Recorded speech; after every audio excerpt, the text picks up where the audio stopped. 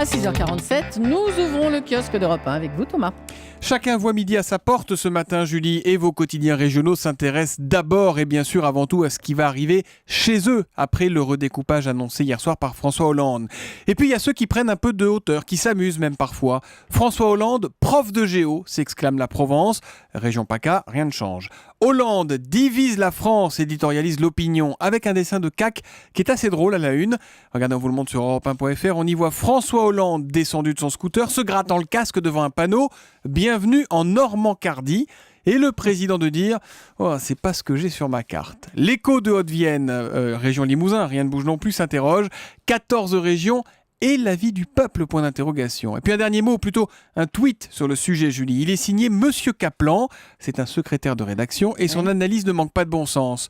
Notons qu'avec 14 régions au lieu de 22, la soirée des Miss France durera moins longtemps. C'est toujours ça de prix. Je crois qu'elles ne suivent pas vraiment les régions Non, et c'est les Miss. vrai. Mais c'est bien trouvé, je trouve. Il y a des tas de choses.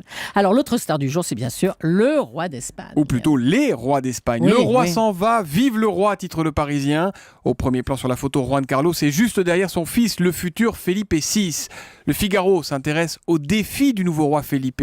Il devra notamment gérer avec diplomatie la question catalane. Et puis Libération fait un 2 en 1. Juan Carlos abdique, ça c'est pour le haut de la une, la demi-page du haut. Taubira aussi, ça c'est juste en dessous et ça concerne bien sûr la réforme pénale. Dans Direct Matin, Jean-Marie Colombani nous apprend à bien nous tenir, ou plutôt à bien nous vêtir au Qatar. Et oubliez Julie, maillot de bain, mini-jupe et short. oui. Une nouvelle campagne exige que les touristes là-bas portent une tenue décente. Et alors autant vous dire que le mot décent, il est assez restrictif. Pas d'épaules dénudées ni de jambes non couvertes. Pour les femmes, pas de vêtements trop serrés bien sûr. Reste une question que pose Colombani. Pour la Coupe du Monde de foot en 2022, les supporters dans les stades seront-ils obligés de bannir shorts et t-shirts ? Eh bien, on n'a pas la réponse. Et puis on souhaite un beau réveil à tous ceux qui nous rejoignent à l'instant, qui ouvrent l'œil à 6h49, 6h50. Oui, vous êtes visiblement nombreux. Aujourd'hui en France, nous en apprend sur nos et vos habitudes de réveil. Exemple, en moyenne, les Parisiens ouvrent l'œil à 6h50, pendant 30 secondes. Pile on ouvre maintenant, l'œil. ouais. Seuls les moscovites se lèvent plus tard, mais nous sommes quasiment les plus efficaces du monde, puisqu'il se passe en moyenne 1h14 entre le moment où le réveil sonne et celui où l'on part de chez nous.